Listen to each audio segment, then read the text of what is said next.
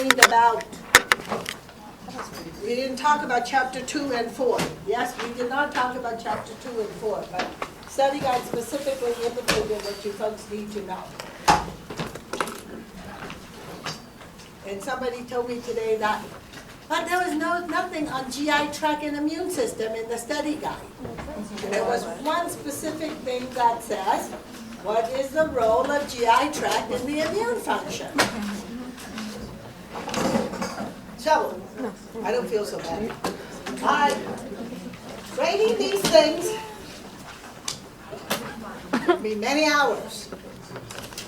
So, what I'm going to do is I haven't recorded the grade yet, so I want you to look at your exams. I put down comments in there as to where you needed to work and such. So you may keep the Scantron, Julia. Jamie?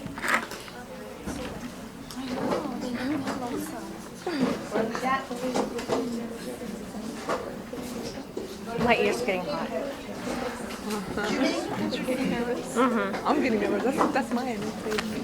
Oh, Julie? Andrea? Amanda? The highest score was like 72 out of 75. That's, oh my god. Oh, really? That's And I what didn't is feel her. so bad. That's hard. Not me. Victoria? She heard it or something. Some of you, I even wondered if you even glanced at the study guide. No. Or some of you, We did. No, my toe is itchy. Katie Chalice? No, definitely. Oh my god. You probably can hide. Katie here? Mrs. Chalice? Mia? I think it's probably. Oh, my ears. Jennifer? Jennifer Moody? I know it's scary. Can you pass it back to Jennifer? Morgan? Can you pass it back to Morgan? Cassie? Fariba, can you pass it back to Morgan? Erica? I'm gonna have a nervous breakdown. Oh, it's too late. It's already graded. I think I did really bad. Dina? My ears hot. She always say that when she's gonna get a B. No. I don't feel good about this. Carissa? Where's mine? What color is yours, blue? No, this one. Oh. We need somebody Yours to is sit the last one. Otherwise, Fariba is going to Yours be is the doing last the one. passing. Okay, be that. How do you know? Janet? Yeah. Erica? Is Erica my girl here? Reska? Mr. Carlos. My favorite. Whatever. Oh, she took it. Oh, I'm so scared of mine. Ronnie? Oh my god. You have yellow too, huh? Oh, my stomach is hot. Beery? Beery? Oh my god, I'm so Beery in the back. sweaty. Sarah? Kristen? I did. Mr. Alberto? 55. 75. Megan? What? Robin? Monique? Oh, my stomach is hot too. Can you pass this back to Monique? Taylor? I don't know. I don't think she'll let us take higher. Of course not. That's just, I did that's really crazy. bad. No. What did you get a A minus? Huh? Huh? Thank you. Stacy? Look at the back. Stacy. Jennifer Rader? Can you pass this back to Jennifer? So good. Mona? I did really bad. Amanda? Oh my god, it's bad. I know. Nancy?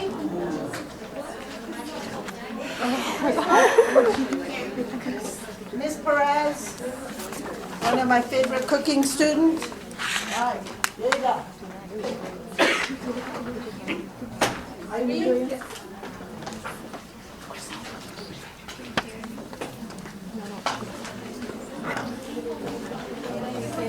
Veronica?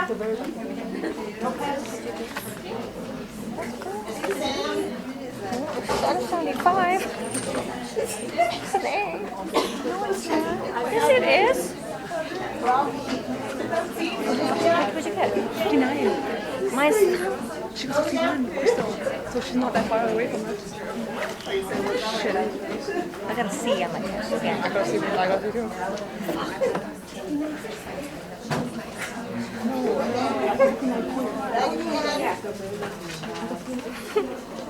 Raggedy Ann Whitney. Raggedy Ann Whitney. Oh, Jordan? Isenium? No. It's 75. That's what I did. This is out of 75. Nate? Oh. Jessica? 60. What did she get? You got Elizabeth? 64. Or 71. Oh, the bad. Israel? Mizraim.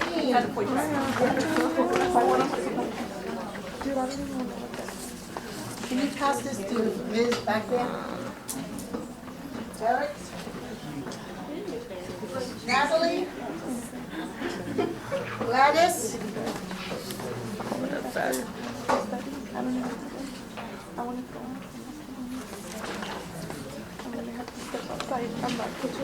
Nayeli? Can you pass it to Nayeli? How'd you do, Andrea? Brianna? Huh? Pass it to Brianna. Reezy? Can you pass this to Reezy back there? Finally yours. What? Lights off? On. Oh, on. Jennifer Petty? Martha? Warren?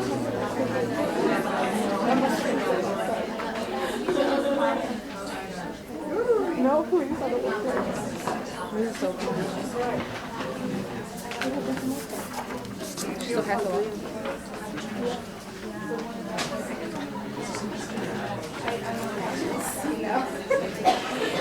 I want to cry. I did so bad. 59. Huh? I got 59. Huh? Anybody didn't get an exam? Where are you, Miss Maria? Did a lot. That was blue. I saw my legs. Janet. Add it up again. Huh? Add it up again. What? Add it up again. What do you mean, sorry, Does somebody have a Why? blue exam with Nayeli's? Maria Castellan. What happened to her? Paper. All right, hold on. What? Erica? They can't find Maria's test. Okay, a couple of things that I was somewhat perplexed. Did I spend enough time talking about the difference between hexokinase and glucokinase? It's just confusing.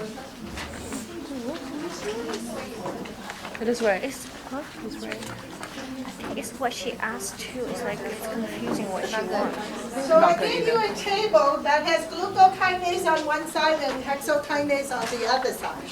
See, look, I confused that. And I want you to note the differences between the two.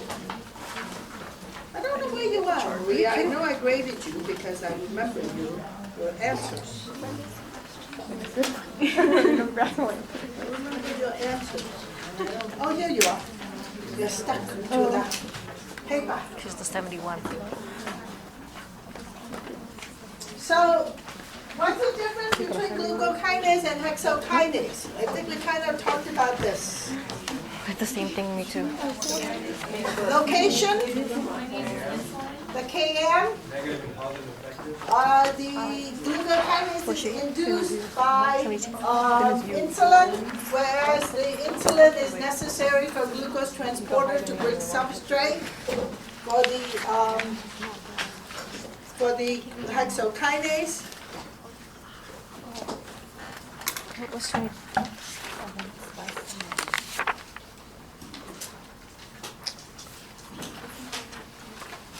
So many of you got that fructose 6-phosphate increases PFK, fructose 2,6 bisphosphate increase PFK. ATP and citrate slows down PFK. So you got that part right, and I don't know why in the pyruvate kinase, many of you put down ATP and citrate. This is really bad. So I don't know, so for the, anyway. So with the enterohepatic circulation, what we're looking at here is bile is being recirculated, but what component of bile are we looking at? Cholesterol. And so when we talk about enterohepatic circulation, this is where the bile is reabsorbed in the ileum, and then it goes back to the liver. The liver can use that cholesterol to put it to make more bile. And then if you have fiber in it, the fiber binds with the cholesterol, so as a result of that, we can lower blood cholesterol. So, so hexokinase and glucokinase, KM inhibitor, glucose 6-phosphate is the, in high concentration inhibits the glucohexokinase, but not glucokinase. Location, how come all of you only put down muscle? What happened to our adipose tissue? So they kind of work together. And then liver, I was being very generous. I didn't take out points for that, forgetting that our little adipose tissues. I know they're not active, but they still serve a function. One day when you're stuck in the water, or when you're stuck in the ocean, you will appreciate your adipose tissues. But for now, they're bad guys, okay? And then the main thing is that remember hexokinase work on all hexosis, whereas glucokinase works only on glucose. So there are many things than just the 4 items that I was asking for. So I want to see whether you remember. Some of you just left it blank, so I don't understand. This G6P, location, KM, the type of substrate, as well as insulin. Now, what is the role of the intestinal tract on immune function? I mean, some of you talk about the malt and the galt and all of that stuff, fine and great. The most simple function is that hydrochloric acid. It also works as a barrier. And then, so microvilli are too small for the bacteria to go in. And then the prebiotic, probiotic, some of you really stretched that one out in that question. And some of you still miss the difference between the pre and the pro. So the prebiotic is not existing bacteria. Prebiotic is what's in the food that we add to feed the bacteria. So most of the time it's fiber and other non-digestible substances. And then probiotics, somebody put down staphylococcus. I thought, whoa, let's hope we're not putting staphylococcus. It could be worse if you put down salmonella. But anyway, so so it makes me think of either you guys are very nervous. Now, did you have? Anyway, all right. So PK, phosphorylation, dephosphorylation. So some of you put down glucagon, insulin as the regulator. The main thing we're looking for is fructose 1,6-bisphosphate, and AMP activates PK. Alanine and ATP deactivate. What's the main function why we control this? So that we don't have gluconeogenesis and glycolysis going on at the same time. I love some of you just kind of go off and then talk about pathways. Make it sound like you really know what you're talking about, where I know you have no clue what you're talking about. So, but anyway, so the main thing is that we don't want to have conflict between gluconeogenesis and glycolysis, because that PK is the one step that PEP goes to. Pyruvate. I love that some of you really went through the whole long elaboration of about pyruvate, PEP going to pyruvate, and ATP is generated. You know, I don't know if some of you are really nervous and you're not reading the question, or you just don't have a clue and you just make it up and anything goes. in the answers. But it was entertaining to read it, but much better than leaving everything blank. All right, so the role of the fiber, that was to protect the cardiovascular disease. We're looking at soluble fibers that are usually to bind with cholesterol. I don't know if fibers have much to do with hypertension, but quite a few of you have brought in blood pressure into the role here. I guess if you got plaques, then you got blood pressure, but yeah. Or like if you're taking out like retained water, you need fiber, cellular fiber. Could decrease the chance of having a heart attack. Lower your tension a little bit or blood pressure. The fiber binding with water and you're pooping it out. Wow, okay, so where's your body waters regulated? Is it the intestinal tract or kidneys?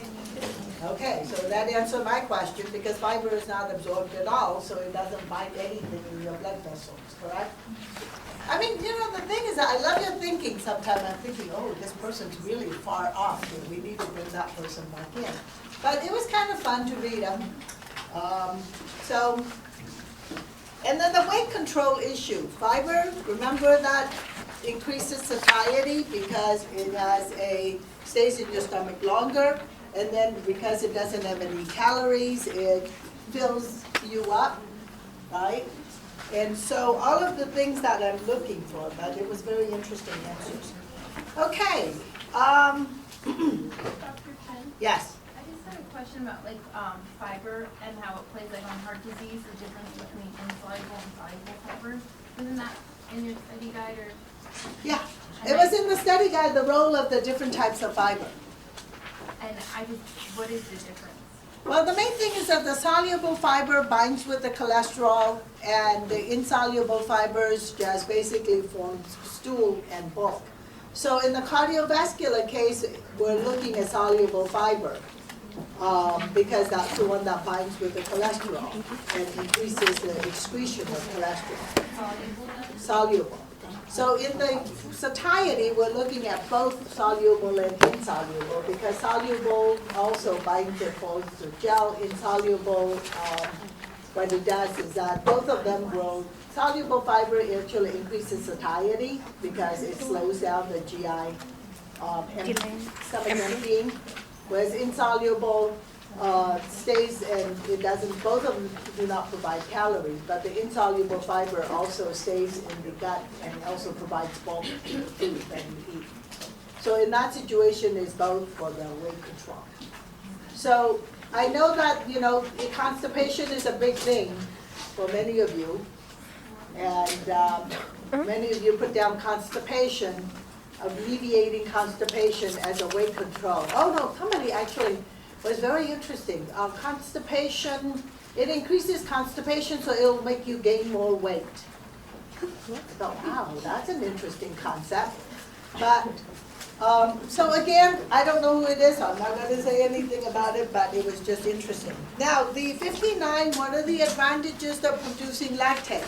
It's great, but you can get anaerobic glycolysis. But remember, we can do anaerobic glycolysis even up to the pyruvate. So, but where it becomes the two most important thing I'm looking for, and that's that it regenerates NAD. So that keeps the glycolysis going. And then the second thing is that the carbon skeleton of the lactate is still preserved so that we can still make glucose. Okay?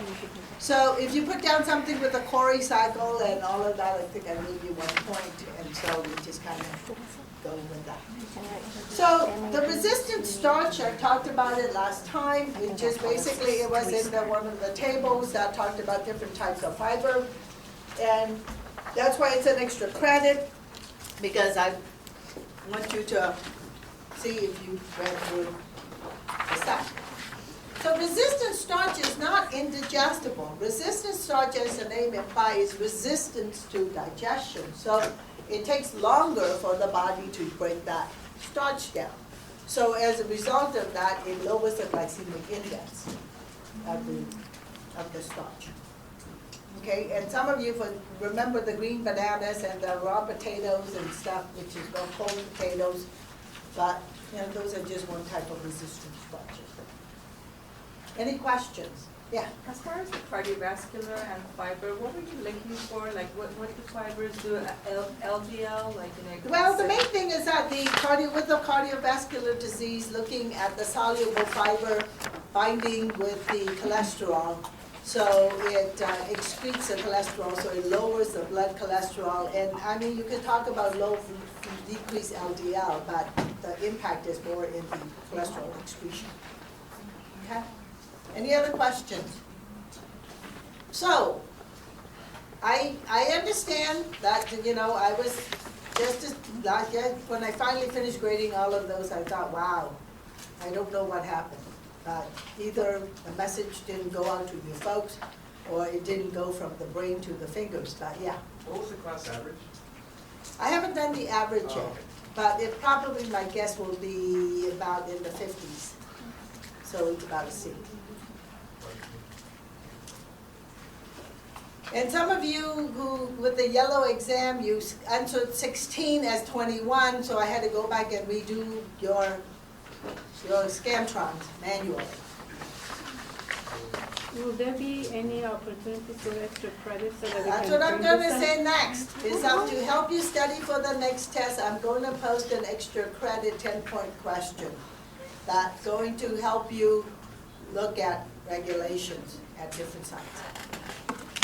Okay, so I'll post that to help you study for the next test as well. Yes? How many for the blue test on number 41, the glycemic index is measured for how many grams of glucose? 50. 50? Yeah. Okay, good. I got it. What number? Because you didn't, I guess you didn't explain it. And I got it right. It's C. Oh, I thought I actually got it 102 because in the book it shows 100. No, the 50 is what the regular, Yeah, 50. It's 50. Yeah, it's 50. But there's a table that measures it against 100 gram. are you sure that's not for gestational diabetes? No. I wanted to put 50, but I put 100 because the book says 100. But there's in her unit. If you look at the What did we do for the 384? 50. But this is measuring it against, it's kind of like a, Show me where it is and we can talk about it. okay. Come on, guys, stop fighting me 1 point. All right? I give you 10 points extra credit. I just get the right information. That's what we're interested in. I'm going to give you extra credit to work on. All right? So you do have to work on it, but nevertheless. All right. Are there any questions? Okay, this is what I'm going to do to make my life easier. A to C, D to F. So I'm going to have you guys put your exams based on by your last name. Damn it. You can keep this camera. Wait, what did she say? 8? Know what the Your J through L and mine is always together. number. You have the syllabus. This one got 89%. So you can see where you're at. This one probably got a 71 or what? No, that's not 89 though. That's probably 90. I'm so mad. I will not go into it if it's not on this camera. So A to C, whatever, let's put them into 5 piles, so divide them alphabetically. Can we keep this? Oh yeah. Okay, W's are here. You could keep the stamp. M-ish go I here. know. I did bad. And then M and N go here.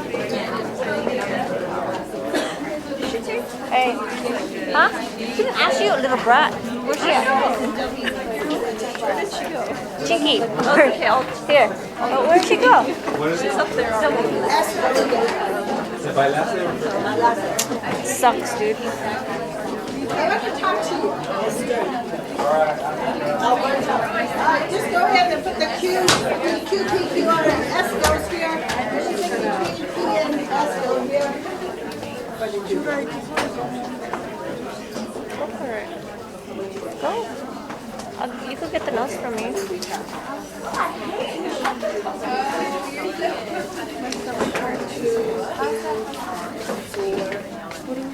We're gonna have a 10 extra points. We have an extra credit of 10 points that we're gonna get. Huh? You got an 89? You got 16. Please check the classroom right now. Hey, you don't talk to us. Don't talk to us. I did too. I know, me too. I put the NAD, the ratio of NAD and NADH. I put low. I did too because The way she worded it, right? Yeah. when the low, but Right. like Exactly. Yeah, that's what I put too. I was like, what the heck? because I was even thinking about that, but we can't ask. We don't know. The way she. But yeah, I thought the same way. Yes, baby. I'm in class. I'm in class. How'd you do it? You good? You got it? I think he's tired. Oh, are you serious? How long since 9 o'clock? What is that?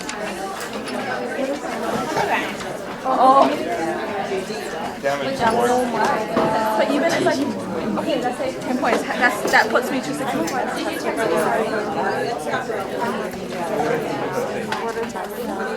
I get it. I'm so mad at myself. Oh my god. It's actually,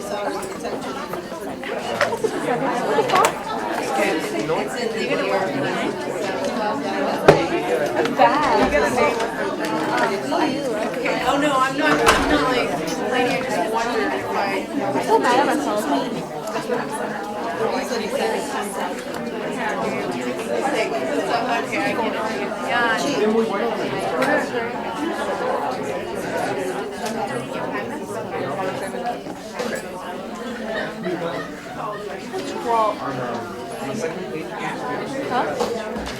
You did good, okay? Just. I got 64. I got 59. That's really bad. Considering how I got like the highest grade in 207. You know what? Go to the review session. The review session That helped? Some of the answers, I was like, oh, because I remember from the review session. I didn't think it was important at that time. But sorry. You know, how terrible it is. I'll read it terrible too.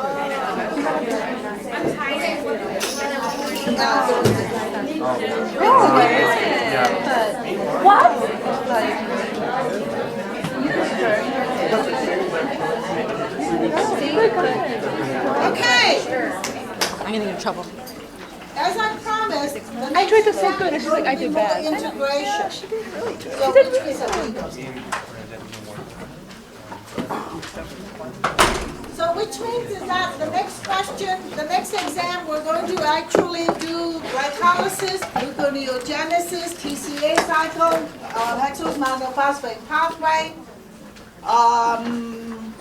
and glycogen synthesis. So all of those are going to be integrated in a way that how each of the pathways interrelate to each other. So which means is that for the extra credit, I'm going to have you look at some of the control points, and I'll put the extra credit on the blackboard today. So I'm going to have you look at the control point and how those control points relate to other pathways. Okay? So this is to help you look at how each of the pathways work independently, as well as how each of the pathways interrelate to each other. So, so anyway, that'll be 10 points of extra credit that you'll have a week to work on. Okay? So remember that the draft of your paper is due on November 5th, and then the exam is going to be on the 12th. So we will see how far we get. I'm hoping to get through the glucose metabolism, and then we can start on at least the lipids very soon.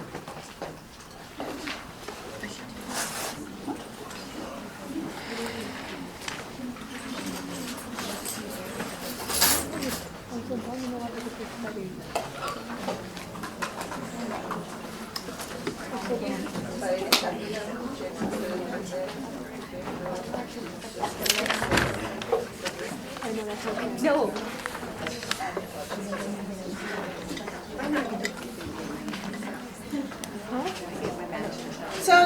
feel bad if you, no, actually, if you, We what? Feel bad.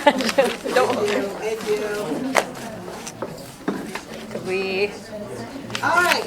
One of the things I'm going to suggest to you is that please do find a study partner, or two, or three, so that you folks can look at each other. Work with each other. We will go ahead and still do study sessions on Wednesdays at 12. So, So is that starting tomorrow? starting tomorrow, no, we started already. Remember weeks ago? Does it Okay. work, Dr. It's Chen? going to be every week, yes. Would it work for your schedule if we start at 12:30? Yeah, because we all have rotation. We finish at 12. The problem with the 12:30 is that they only have half hour. Oh, So, because I have a meeting starts at 1:15, so, so I just would rather go from 12 to 1 and then come when you can, okay. okay? Dr. Chen, is it okay if you record the study session and then Huh? post You want to record the review session? That's Yeah. fine. Have I stopped you guys from recording No, I mean- me? it? Never mind. Oh, you mean make it available for the group? Well, the We thing is finish that at then, 12. I mean, I Some won't. of us come a from lot food of like banks. Head Start, in the food Riverside. bank, From and Riverside, yeah. well, what we can do is we can add another review session. Time, Tuesday or Thursday at 4 o'clock would work too, so it'll be after this class. So, I mean, if you can't make it on Tuesday or Thursday, well, you can come to Wednesday. But I'm going to tell you, it's been going to be really crazy with all the advising that's going on. So, one of my students told me this morning, Dr. Chen, you look sad today. I'm exhausted. I got in at midnight last night, so, and then 8 o'clock lab this morning. It's like, ooh. Are we doing advising after this class? Yes. Actually, Monday, I will do advising from 1:30 until 7. So after 4:46 class. And so just bring your pause, it really speeds up the advising process. Okay, where did I stop last time? Did I start gluconeogenesis?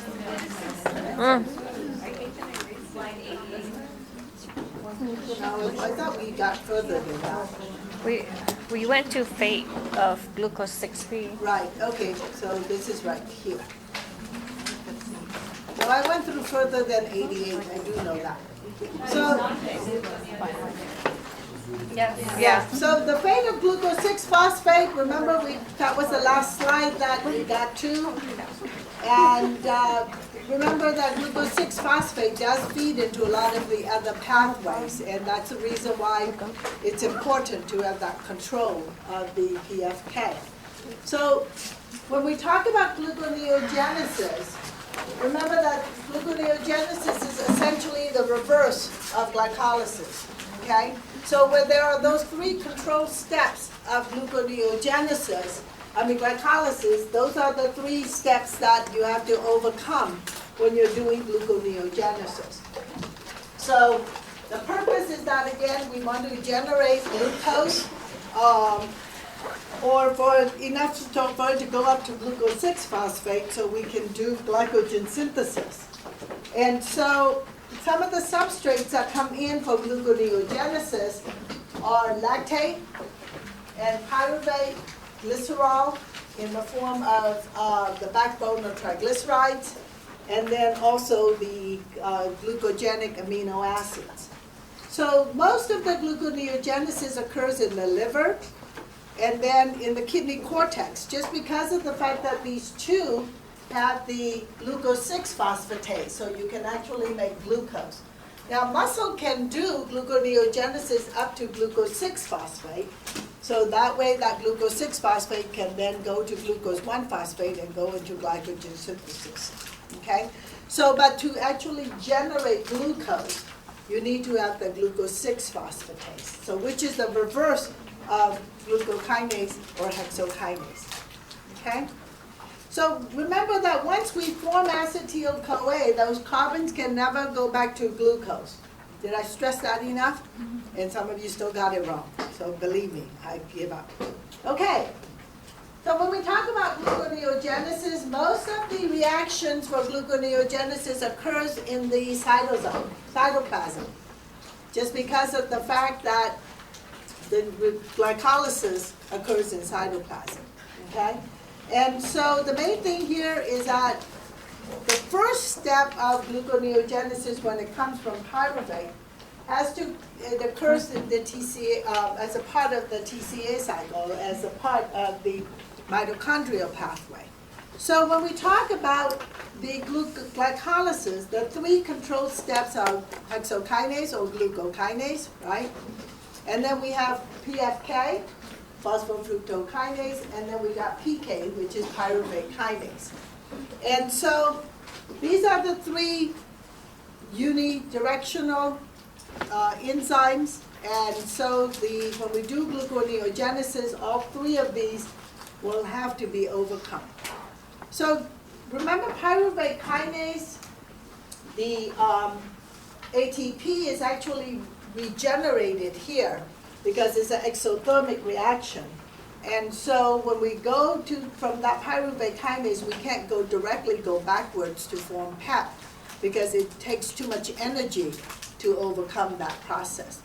So let's start with what we're talking about here based on this here. We're going to look at, here's glycolysis to pyruvate, and then we're going to do gluconeogenesis started here, and then it has to then go back to PEP, and then back to glucose. Okay? So we're going to be looking at this area here for gluconeogenesis. So this kind of shows you here that we got glucokinase or hexokinase here, which is the first step of the glycolysis.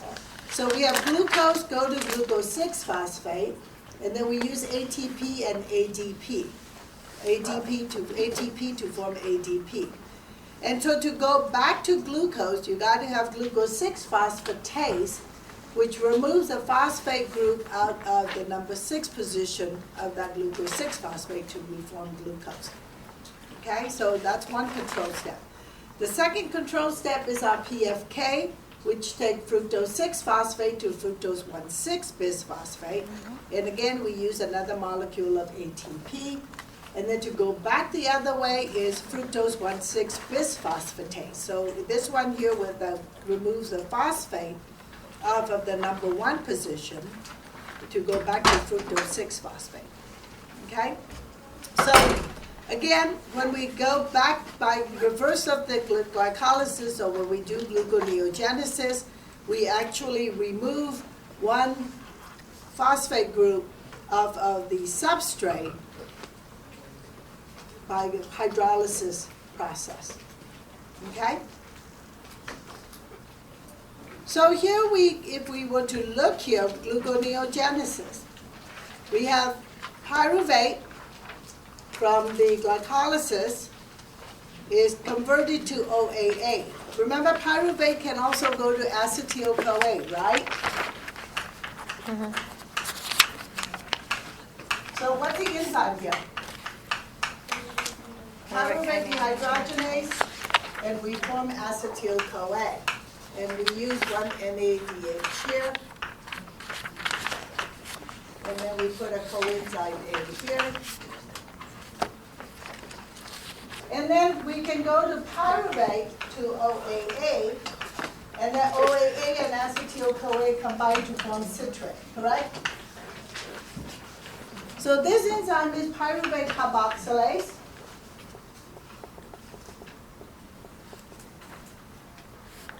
And we actually use one ATP here and a CO2, because remember pyruvate is 3 carbon and this is 4 carbon. So what we do here is that we take that pyruvate, we convert it to OAA. And again, the reason that this important step here is that if you look here, where else do we get OAA? all the amino acids that come in all along here eventually go off to become OAA. Okay? So once it gets to OAA, remember that we talked about the fact that OAA doesn't cross the membrane. So we have to convert that OAA to aspartate. So here's your transamination. It's the aspartate transaminase, and then we use glutamate to form alpha-ketoglutarate, and then we form aspartate. What's AST? Aspartate transaminase. So then that aspartate can then come out to the cytosol, and then we can transaminate this again to reform OAA, and then we have here this time alpha ketoglutarate is formed to glutamate.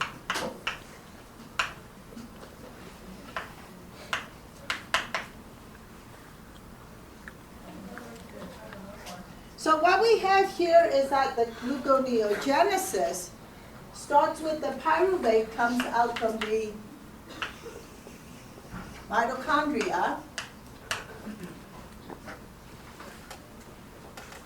We form it to OAA. OAA is transaminated to aspartate. Aspartate comes out to the cytosol. Then we transaminate it to form OAA. And then that OAA then goes to PEP. And this is the reason why we have to stop pyruvate kinase. Because if that PEP, after all of this energy comes around to reform PEP, and if that PEP just goes back down to pyruvate, we just wasted all that energy that we put into making PEP, okay? So that's a reason why the alanine and ATP are very strong negative effector for pyruvate kinase. Oh, so pyruvate kinase is the main controller for this? Okay, where is pyruvate kinase, folks? The last step. It's a last step of glycolysis, right? And so, but the thing here is that because OAA goes to PEP, if every PEP that we make goes back to pyruvate, There's no point. so this is what we call futile cycle. You just wasted all that energy going through all of this, putting all that ATP in there, and then for it to just come back down the stream. So for that reason, when we're doing gluconeogenesis, it's pertinent that we turn off pyruvate kinase. Turn off pyruvate? Oh, okay. Janet. So also remember that pyruvate kinase is also inhibited by phosphorylation via cyclic AMP from glucagon. So as a result of that, we can further turn off pyruvate kinase. So not that when we're doing gluconeogenesis, we don't want pyruvate kinase to be on at all. Okay?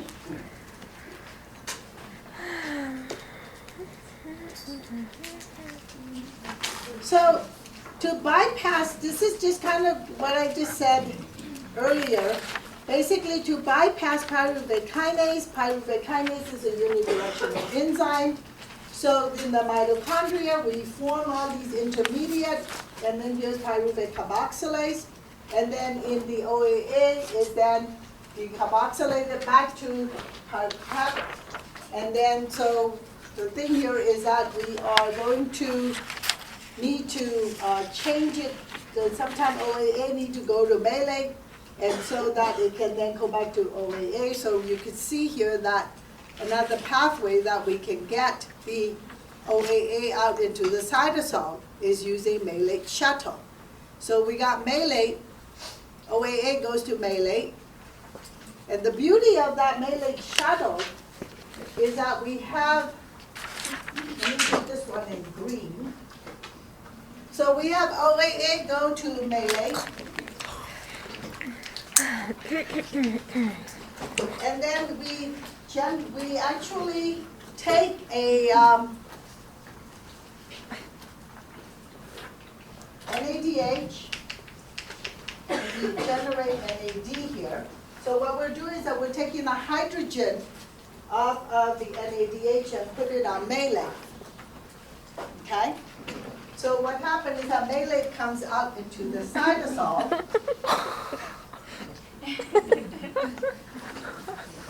Hey, it's right here. It's right here, okay? If you're following me along here, malate comes out to the cytosol. Come on, don't you guys have multiple color pens? For that purpose. I'm just redrawing this for you folks, to see where it's coming from. Right? So the OAA, I'm just telling you that OAA can come out into the cytosol by two different pathways. One is through aspartate, and the other one is through malate. Okay? From the shuttle? So we have malate comes out here, and then that malate goes to OAA, and then the enzyme is malate dehydrogenase. Cytoplasm, yeah. And then what we do here is that we take an NAD here and we regenerate NADH in the cytosol. What? Dr. Chen, sorry, but did you say the malate can come out into the cytoplasm through OAA. or No, aspartate? As malate. Malate See, and OAA aspartate. has a charge on it, so OAA cannot cross the membrane, whereas malate has a neutral charge, has hydrogen. So in on order it. for the OAA to come out, it has to go through the malate, with malate, right? Using No, malate? if the OAA were to come out, it has to come out as aspartate. Okay, okay. But we can bring out malate, and this is where you guys are gonna might get a little hairy, is that when do we then use aspartate shuttle versus when do we use malate shuttle? But you said there's two ways. Two ways. Two ways. One is malate shuttle, one is aspartate shuttle. Either way, we end up with OAA in the cytosol. OAA. Oh, because you said malate comes out. Hold on. Okay. Janet, listen, look at me, don't write. Janet, look at me, don't write. Okay? No. We have OAA go to malate here. Malate comes out to the cytosol. That malate is then reconverted to OAA. So OAA just never crosses the membrane. Okay. ¿Comprendeme? Sí, sí, sí. CC. Yes. Never crossed the That's what you're going to learn next, is that when do we use aspartate shuttle and when do we use OAA shuttle, as malate shuttle? Okay, there's. Mitochondria and cytoplasm. So the cell doesn't just willy-nilly decide that today I'm going to use aspartate shuttle. Tomorrow I'm going to use malate shuttle. It doesn't willy-nilly decide it. Okay? What I want you to think about is what do we bring out with malate shuttle? We bring out an NADH. So that's going to be the determining factor as to which shuttle we're going to use. Okay? Don't jump to all the conclusion yet. Just let me tell my story. And then hopefully the story makes sense at the end. And you said malate doesn't cross the membrane? No, Oh, OAA. that's Can somebody knock on her head? And we're crossing to the side. What does not cross the membrane? OAA does not. Oxaloacetic acid does not cross membrane. Therefore, we have to disguise it as Malate. aspartate or malate. Okay? When we use malate, we bring out the NADH. When we use aspartate, we do not bring out the NADH. Okay? Okay. I just go, bam! That was a good explanation. When using Okay, aspartate, right? so remember that we can use either malate shuttle in green or aspartate shuttle in white. Oh, we have Okay. black in here. Yeah. What's that? We have black. Well, use your highlighter. Go yellow. I don't care. Go somewhere. All right, so we're looking at here, this is your malate shuttle, and this is your aspartate shuttle. All right? So, before we talk about the shuttles, let's talk a little about control of pyruvate carboxylase. Yes? Before we move on, does that mean they're unidirectional? Because the arrows say that they like go back. Right, they can go in and out. Oh, So, give me half of it. OAA can go back to malate, malate can come back in, right? And so aspartate can go backwards and forwards as well. So in other words, these directions can go back and forth depending on what needs to go in and out of the cell, in and out of the mitochondria. Yes? So the sole purpose of converting it to malate would be to cross the membrane. That's the only purpose. No. The only purpose is to come out as a malate, is that not only to cross the membrane, but it also to bring out the NADH. Yes. Remember we talked about the hydrogen shuttle? Okay? We clear? We're good? Janet, are we good? No, I'm kidding. We're not good, okay.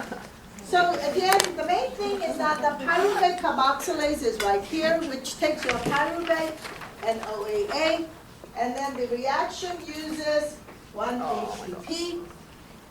No more. And so we are investing 1 hydrogen bond phosphate here, and then we have to put a CO2 in it because we go from 3 carbons to 4 carbons, right? Very hard to read.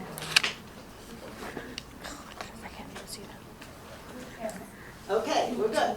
So the enzyme for the OAA to go to malate is malate dehydrogenase, and then that way malate, when it comes out, it brings out an NADH with it. So here we are looking at the little bit closer. OAA, go to malate, malate comes out into the cytosol, reforms to OAA, and then we decarboxylate it to form PEP. And here's your pyruvate kinase that we now turn it off completely so that whatever PEP that comes from here does not go down there but go upstream for gluconeogenesis. Okay? Now hopefully you have a better appreciation for a wonderful little enzyme called pyruvate kinase. So, once in the cytosol, the malate comes out. Malate is then, via malate dehydrogenase, we form an NADH. And then so when we bring out malate, we not only bring out the OAA, but we also bring out the NADH. Okay? So, whether we use aspartate shuttle or malate shuttle will depend on where the pyruvate comes from. Okay? So what the source of pyruvate will determine whether we're going to use aspartate or malate shuttle.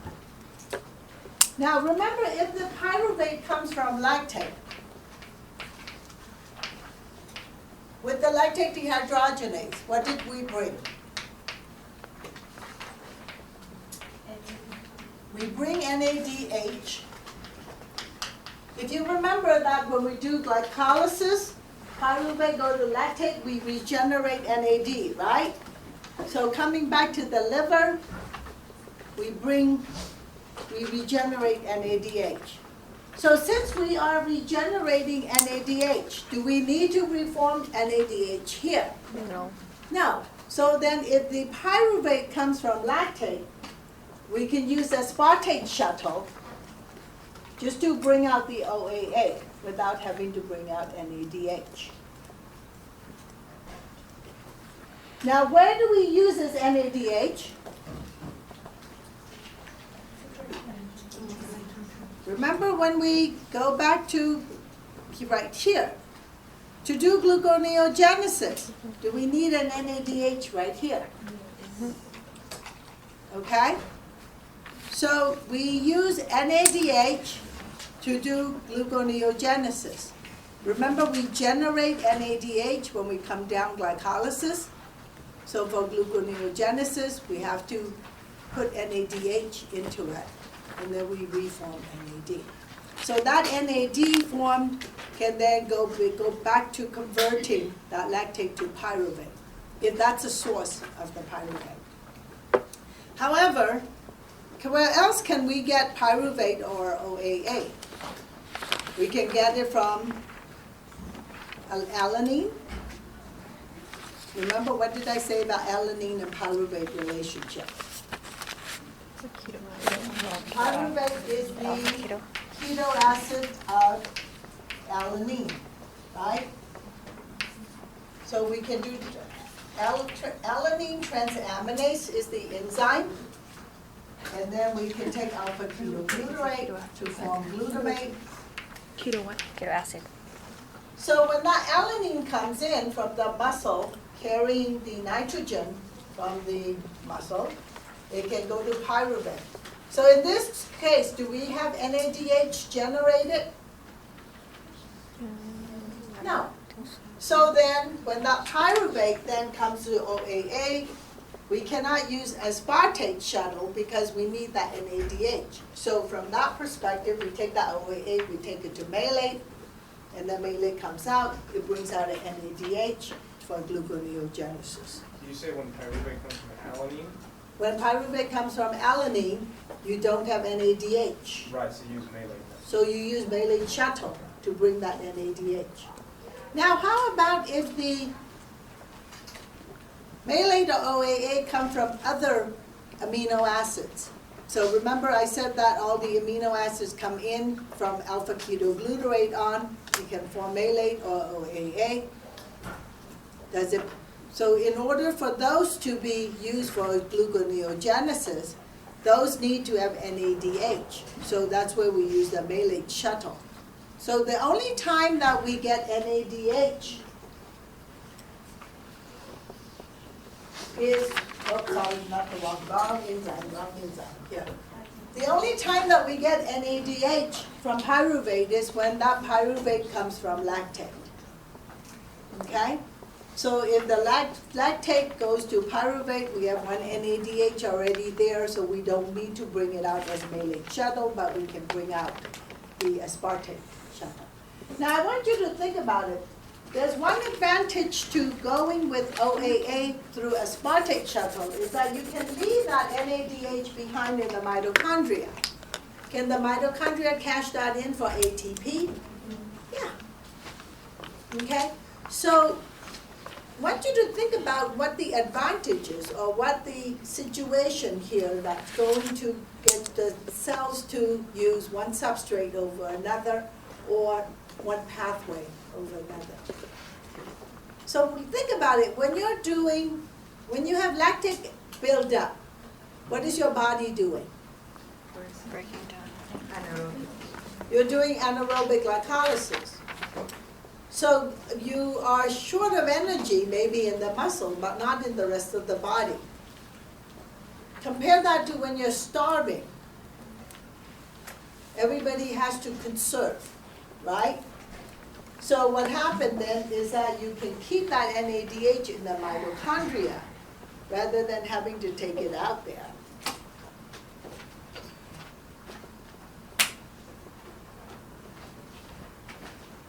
So again, looking at different physiological state, looking at different state that the body is in, it will generate different substrates or different products.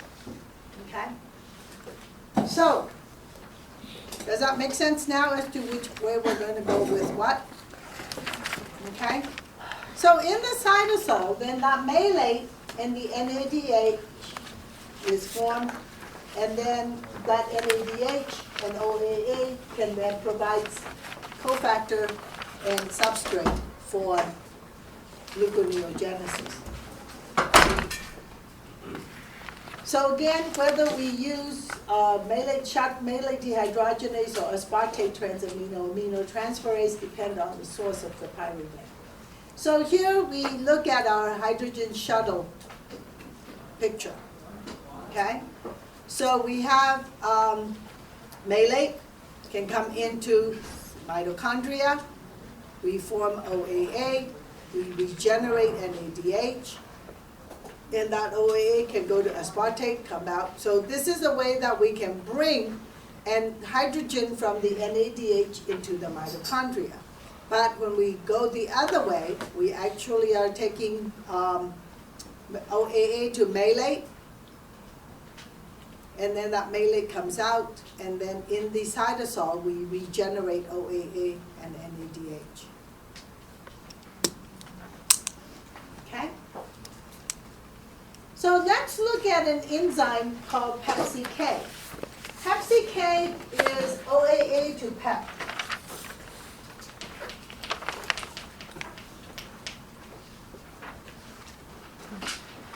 And PepsiK is phosphoenolphosphate carboxykinase. So by the name of kinase, what is it going to do? Transfer It's going to phosphorylate, or it's going to put the transfer the phosphate group. So remember that OAA is a 4-carbon, PEP is 3-carbon, but it's highly charged phosphate carbon. So for that reason, we need to use GTP here, and then we reform PEP, and then we release 1CO2, and we reform GTBP. Okay? So then from PEP, it can then go upstream to glyceraldehyde 3-phosphate, which is the third leg of glycolysis. Okay? So we now are going to do reverse of the glycolysis. We haven't talked about control of these enzymes yet, but we will. So let's look at PepsiK. PepsiK is found in both mitochondria and cytosol. And so once that PEP is formed, it can then go up to the glucose, or not to glucose, but to glyceraldehyde 3-phosphate. So the thing here is that at no time PEP should accumulate, right? Because if now we're doing gluconeogenesis, if every PEP that's 2 PEPs that formed, we can go upstream to form glucose, it will not accumulate. And so in the mitochondria, it really is not involved as a part of gluconeogenesis. But PepsiK is used as a way to where am I doing? Okay, so if the since there's already NADH from, let's say if that lactate comes to pyruvate, we don't need to bring the NADH out to cytosol, so we use the aspartic shuttle from that perspective. And then we can add that high energy bond phosphate and NADH in the process to get the gluconeogenesis going. And then that NADH or malate shuttle, if it comes from amino acids, then we can reform the OAA and NADH for the, I don't know why I have this as a subtitle. I probably should take those out because it's not related to that.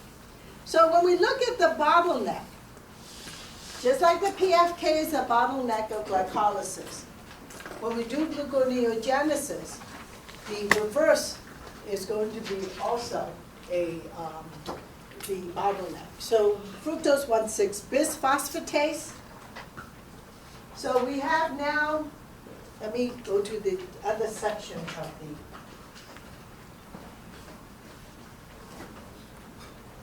I'll give you a break in a minute. Let me just get through this bottleneck. Okay, so we got glyceraldehyde 3-phosphate, then combined with DHAP to form fructose 1,6-bisphosphate, right? And then that will go off to form fructose 6-phosphate. And then coming down is PFK.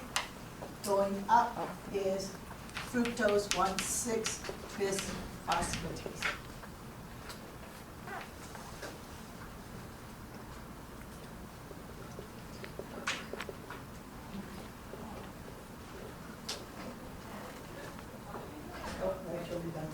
Fructose 1-phosphate, then will become fructose 6-phosphate to glucose 6-phosphate, and then we go up the stream. Okay, fructose 2,6-bisphosphate is active when you don't have fructose 2,6-bisphosphate. Remember, what does a fructose 2,6-bisphosphate does? It activates the. It activates PFK.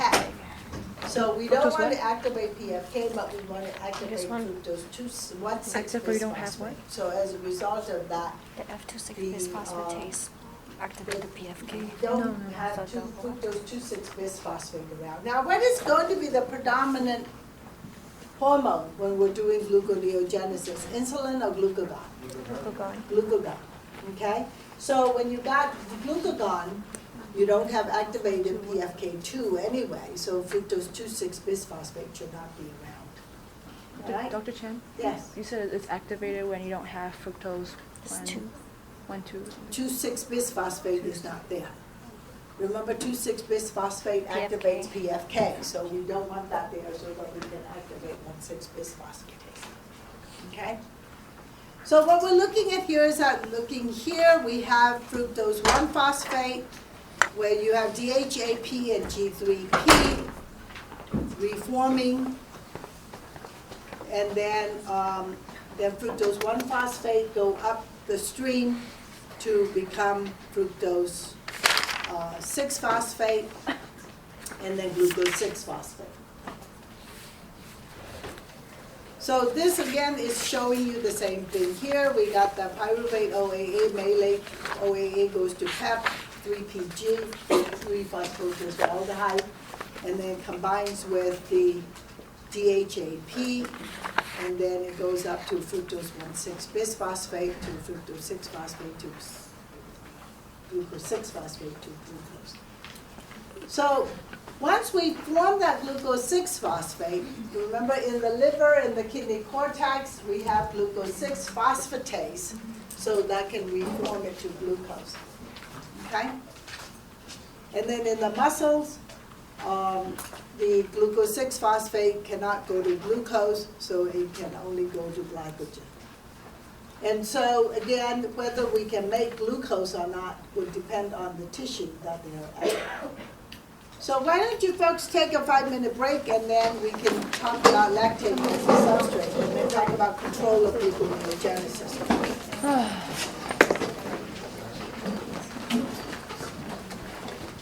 Yes, ma'am. You want a break and you want advising? Oh, yeah, okay. Yes, ma'am.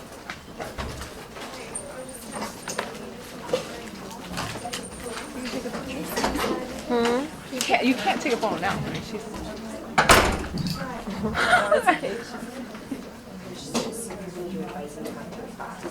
Yes. At my office. I don't know how to start this class now. It's just too much. I'm born. Can't take it from her.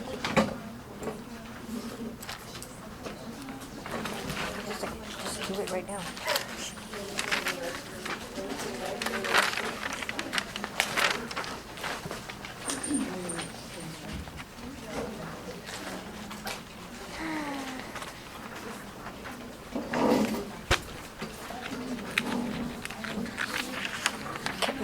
And you need 2 electives.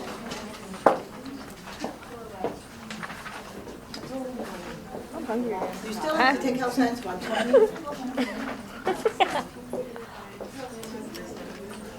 How much are you going to do it? Well, me and her, we have to do it too. How about 270? Just 2 electives. She hasn't taken any electives. She's not doing anything else, so next quarter she can. The quarter after. That gonna hurt. It's alright. I don't know. I don't know. I'm so far. Why did I do so bad? I think we just overstudied everything that's not necessary. Yes. Next time, just study what is necessary. Focus on just the. Study guide. Yeah, instead of trying. I know. It seems like we try too much. I'm disappointed in myself. I think everybody's disappointed in themselves.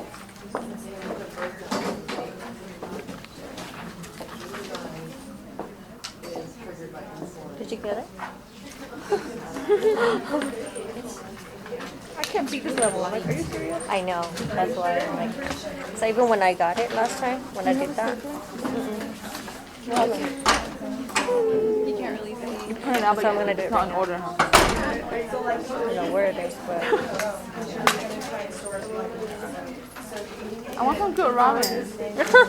I want for ramen. Yeah. Oh, ramen. I just had tonkotsu just earlier. Oh, that sounds so yummy. Flash? Because you already take up Yeah. Sure. When we do the extra credit, that's gonna bring me up to A. Yeah. Cool. At least stand up and stretch.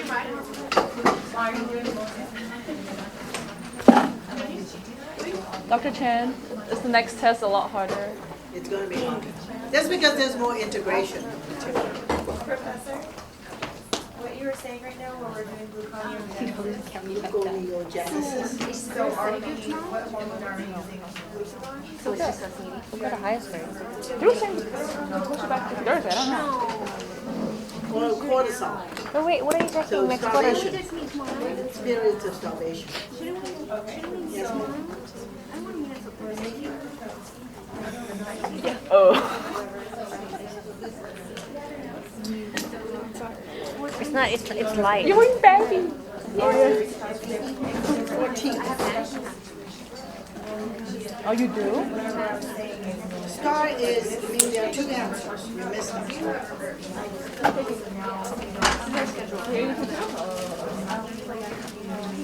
Yeah, we have the same. 46. So I think 14 wrong. Oh, 15.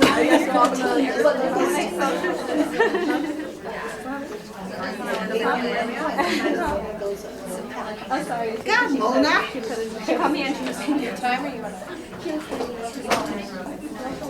Let me get through this stuff and then we'll do the advising afterwards. What day do you register? So, yeah, No, you don't. The registration doesn't begin until the 4th, so stop lying to me. Okay, just clarify. I can't take pictures of this. It's hard. All this means is that things that are highlighted that you have been finished. Yeah. Yep. So you got, looks like you got. What class do you have next quarter? Study session tomorrow for her? No. No? No. You said no. We had it last week. You're You done said with all your. not yet. I thought I heard. Yeah. Don't we have it at 12? And these are the What about 120? What is that? That's her class? That's the... Yeah, that's her class. Nutrition. Yeah. She's not taking it though. Yeah, she is. You are? No. No, I'm talking about Irene. What's your 120? Oh, they did put the requirement in your past. You guys know that you have to do a C or better in your major courses to graduate, so those of you with C minus, you do have to repeat those classes.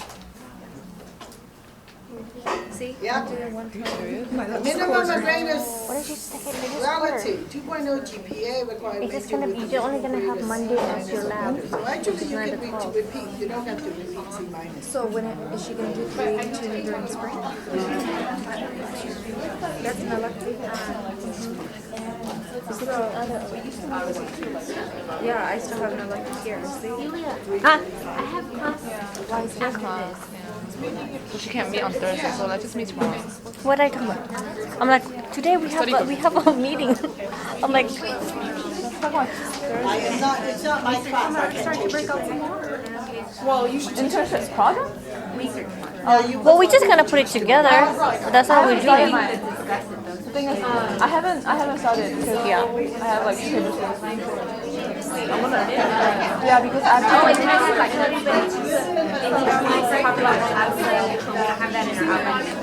Yeah, but see, that's the you know, She did mention that. What about?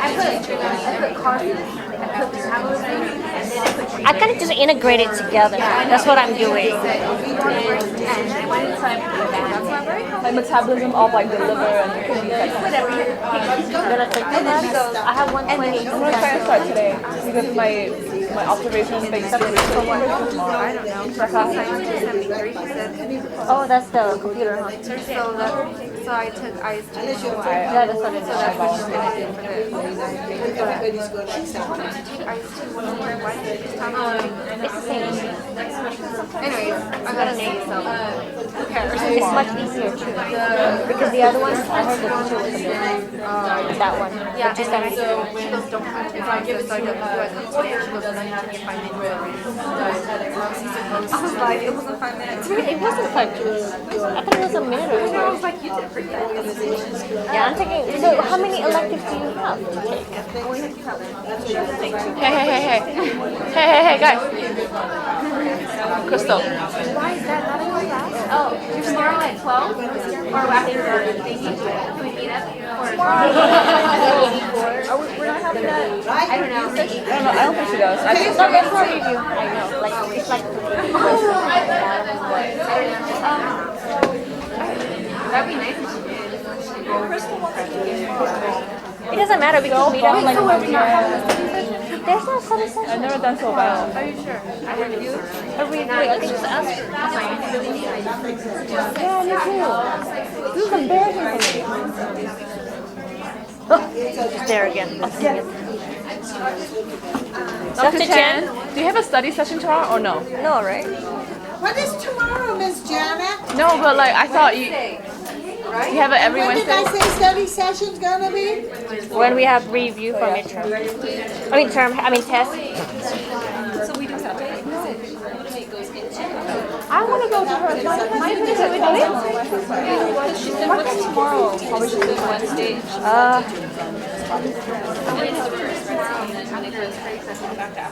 I have class and I have class. Where's what time? Do you have class on Friday? Can we? Yeah, I do have Friday. We're going to have to. Have a 16. You are? No, they are not. I know. Even if it's just 1 hour, just to have it. I have a class at 2. No, I don't have it. Oh yeah, I don't. No, that's my session. But we have to have the paper. It's due on Tuesday, no? So we have to have, yeah. What have everything? And she just You know what? Since we have all our parts, can't we just Not everybody.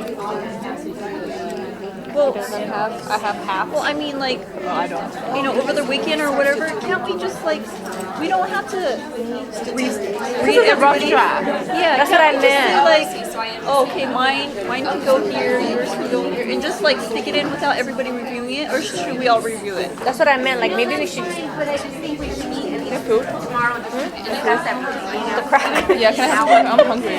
Where's my thingy? After the study session. Your stuff is all here. Because Maria's sitting next to me.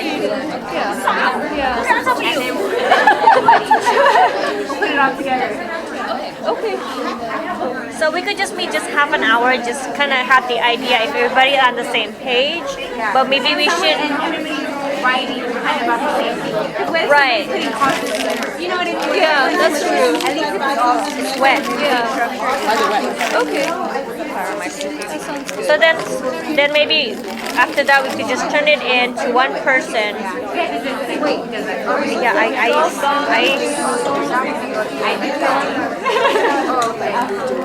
Okay, so after one. After one, even if it's 45 minutes, we can just meet up here. Yeah, I have a class at 2. All of us have class except for her. She's.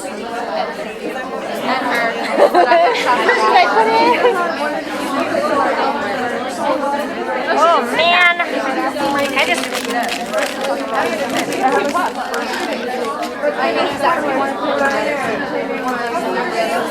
Well, like, we need a designated person who's gonna do it. Who's gonna put it together. And Just putting it together is like, okay, well, my section.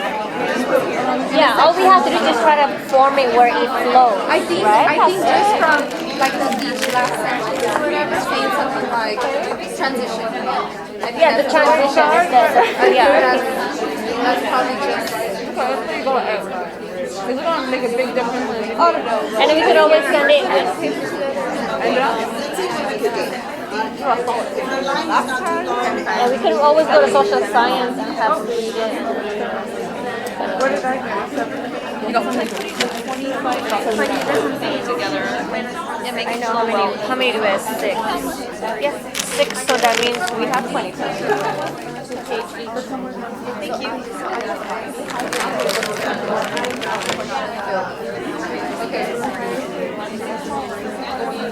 Anyways, I go that way to the library. I messed up and I felt like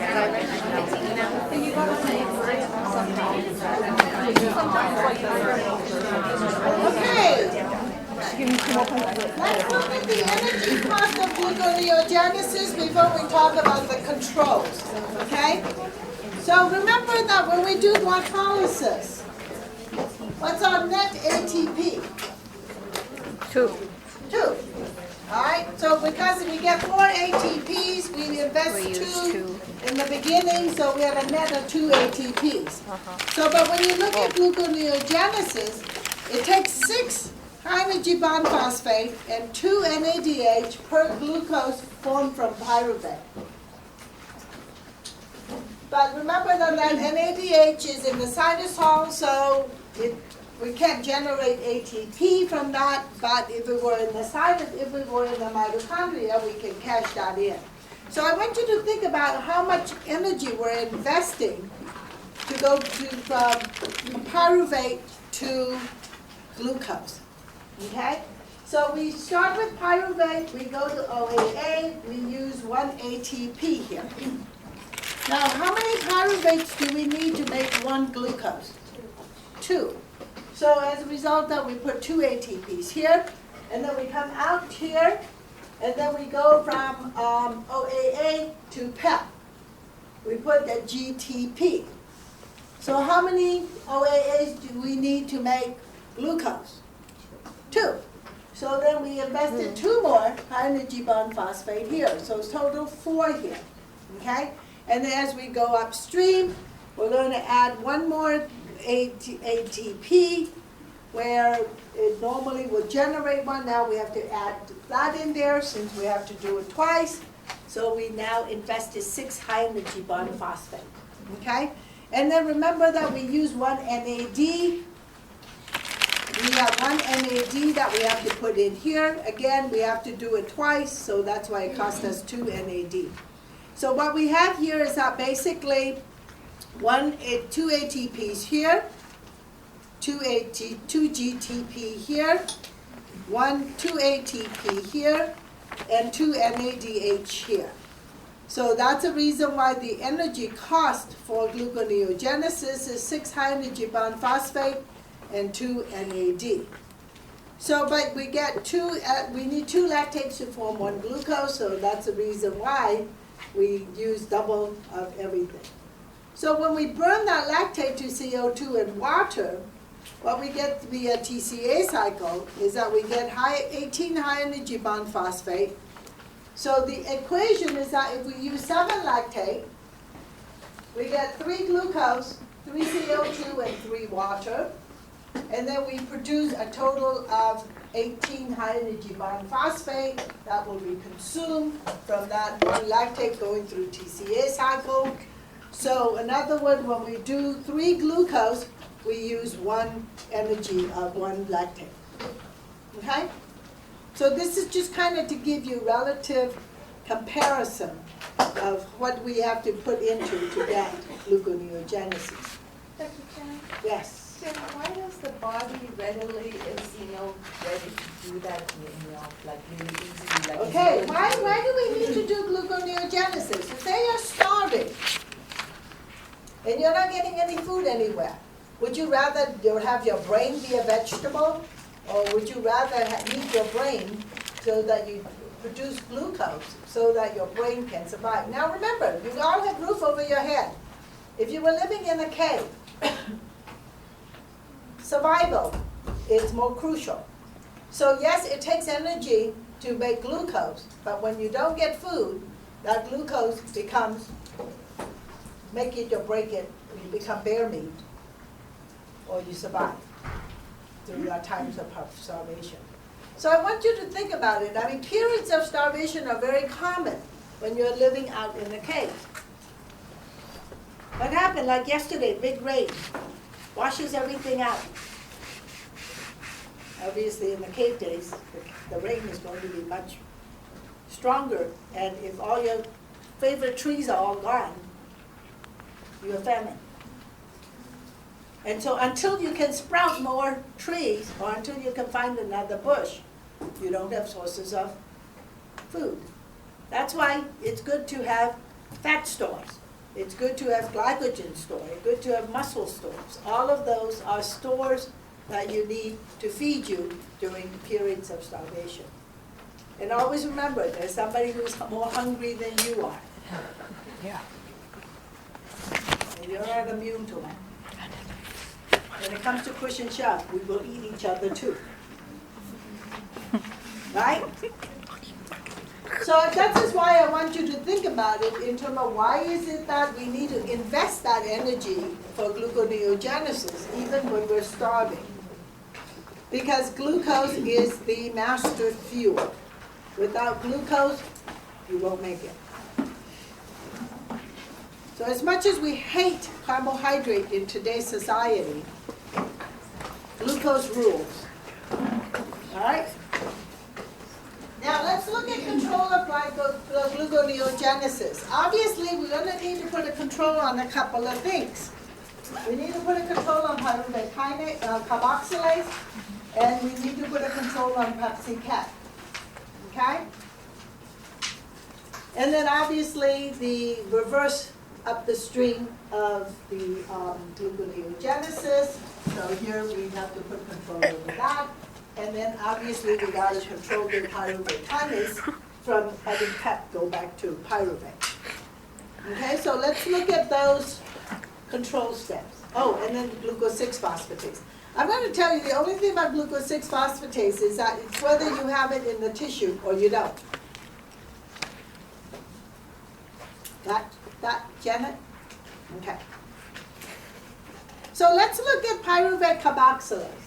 Pyruvate carboxylase, like I said, will take your pyruvate, CO2, ATP, and you form OAA and ATP. Okay? As far as B vitamin goes, you need biotin. Remember biotin? The function of biotin, I know from 350, a long time ago, is that biotin is involved in carboxylation reactions. Okay? So positive activator is acetyl-CoA. We talked about it a little bit when we talked about pyruvate dehydrogenase. So activator is acetyl-CoA. Now remember that acetyl-CoA is the negative effector for pyruvate dehydrogenase. And if you look at these two pathways, both compete for pyruvate. Right? PDH take the pyruvate to acetyl-CoA, and the PC take the pyruvate to OAA. So the thing here is that obviously they're going to be like working opposite each other. So now remember that I said, where do acetyl-CoA come from? When do we have accumulation of acetyl-CoA? When we do beta oxidation.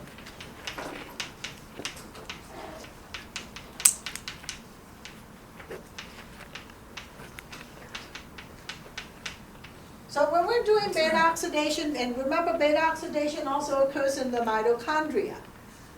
And all of these are happening in mitochondria, which works really well. So beta oxidation take your non-esterified fatty acid or free fatty acid to form acetyl-CoA. And then it generates an ADH in the process. And remember when we do that, what else is inhibited here?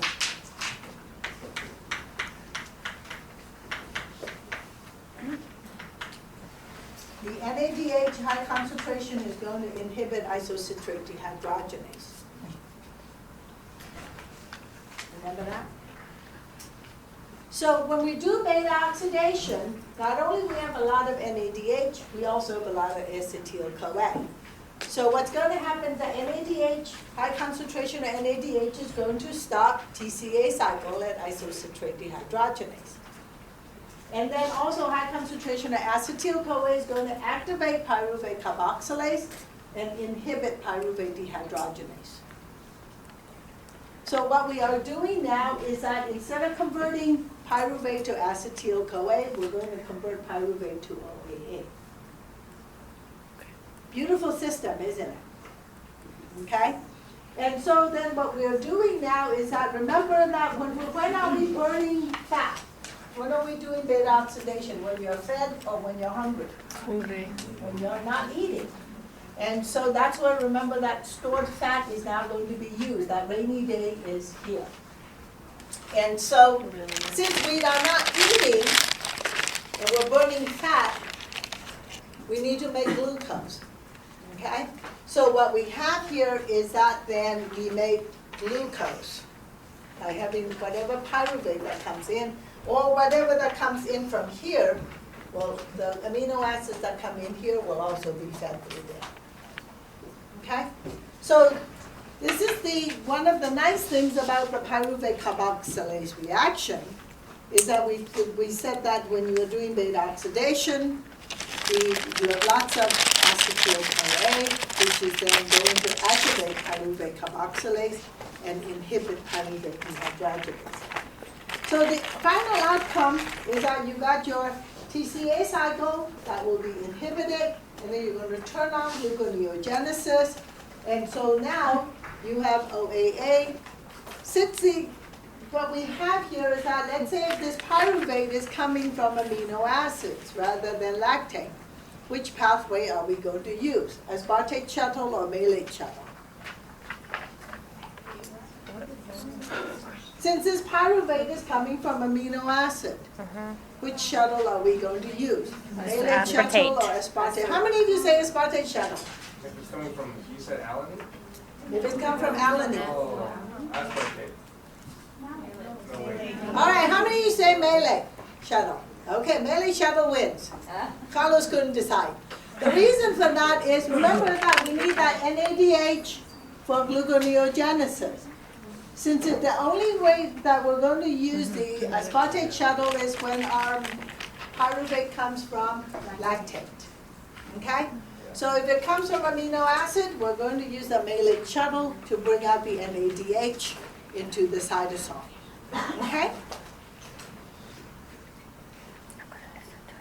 So if you don't have high concentration of acetyl-CoA, and actually the acetyl-CoA, it works by the allocyte of the pyruvate carboxylase. So when you have acetyl-CoA, pyruvate carboxylase will be shipped to the left, so then you increase the activity.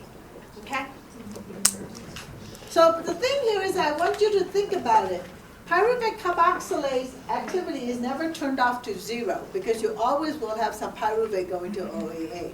It's just that when you don't have acetyl-CoA, it will be at a minimum activity. So once you have acetyl-CoA, it's going to be shipped to the left, and then the reaction is going to go a lot faster. Okay? So let's look at Pepsi-K. Now, Pepsi-K will take the OAA in the cytosol, and then we'll put a GTP, and then it will form a PEP and GTP and the CO2. So this usually occurs after the either malate shuttle or aspartate transaminase that comes into to generate the OAA. And so again, the main thing is that we're now investing GTP to make that reaction go. So it requires energy for this process. And so the main thing here is that as long as the PEP is formed here, if pyruvate carboxylase and pyruvate kinase is not turned off in the cytosol, every PEP that comes in will be converted to pyruvate, and now we have a futile cycle going with every PEP going down to pyruvate, and we've got to start all over. Okay, at this point, remember that we have invested one ATP here and one GTP here. So we already invested 2 high-energy bond phosphate to make 1 PEP.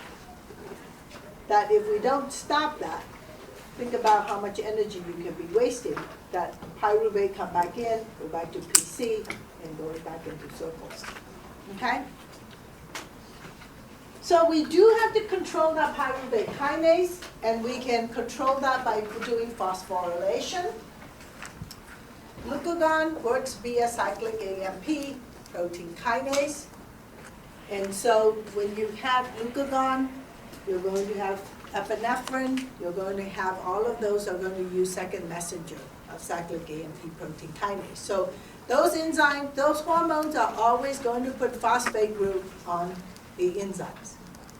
Okay, so glucagon, epinephrine will always put phosphate group on the enzymes.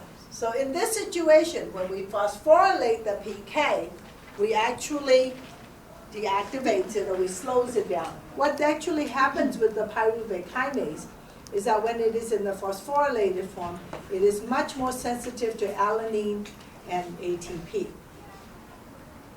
So in the phosphorylated form, once this is phosphorylated with additional ATP and alanine, it actually turns it off completely. So then what happened here is that then this is no longer working, so PEP that comes in always will have to go upstream for gluconeogenesis. Does that make sense? Are you guys okay? So here's the phosphorylation of pyruvate kinase. Phosphorylated pyruvate kinase is inactive, and so it goes to the right, and then when you have ATP and alanine, it goes further to the right. So eventually, pyruvate kinase is totally inactivated. Okay? So that's what we're looking at right here. So again, the message here is that we want to do gluconeogenesis, and so PK is inhibited, so every PEP that comes in will go back to glucose. Now then the next step is we're going to look at fructose 1,6-bisphosphate. So fructose 1,6-bisphosphate go to fructose. That's a typo, by the way. Sorry, it should be F6B, not F1P. F1P comes from fructose kinase, so this is fructose 6-phosphate. So you remove the number one phosphate of the fructose 1,6-bisphosphate. So if you look at the activity of PFK or fructose 1,6-bisphosphatase, you can see which direction it's going to go. So that's a good thing to have. So obviously we want gluconeogenesis, we want to activate fructose 1,6-bisphosphatase. Now remember we talked about fructose 2,6-bisphosphate, which is activation of PFK2 by insulin. And so that's going to speed up PFK. And so what we're looking at here is that when you have phosphorylation by glucagon, what's happening is that it's going to phosphorylate PFK2, or actually phosphorylate fructose 2,6-bisphosphate, so that would further remove any fructose 2,6-bisphosphate that are there that can potentially activate PFK. Okay? So when you have 2,6-bisphosphate, glycolysis is activated and gluconeogenesis is inhibited. So I usually use GNG for gluconeogenesis. Okay? So that's what that is. And so when you got a hormone like glucagon or epinephrine or glucocorticoids, those are starvation, fight or flight. What will happen is that PFK2 will be phosphorylated, so no fructose 2,6-bisphosphate will be formed. And so then what happens is you turn off glycolysis and you turn on gluconeogenesis. Any questions about gluconeogenesis before we do glycogen synthesis? Okay, I tell you what I'm going to do. Take out a piece of paper. I want you to do something. This is not a quiz. Think of my words. Take out a piece of paper. I want you to be truthful to yourself. Only you will tell me. And I won't share this with anybody else. I want you to think about exam 1. If you were to redo how you study for exam 1, what would you have done differently? And number 2, how are you going to study for exam 2?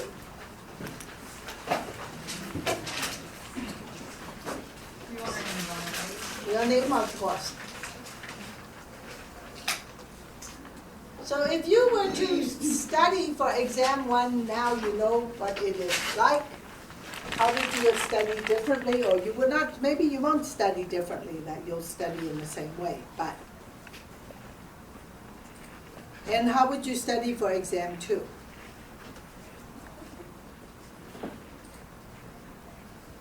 Oh, one other thing. Question number 3 is, how did you think let's say the question number 3 is, do you think your study method was effective? Why or why not? Your study method for exam 1, is it effective? Why or why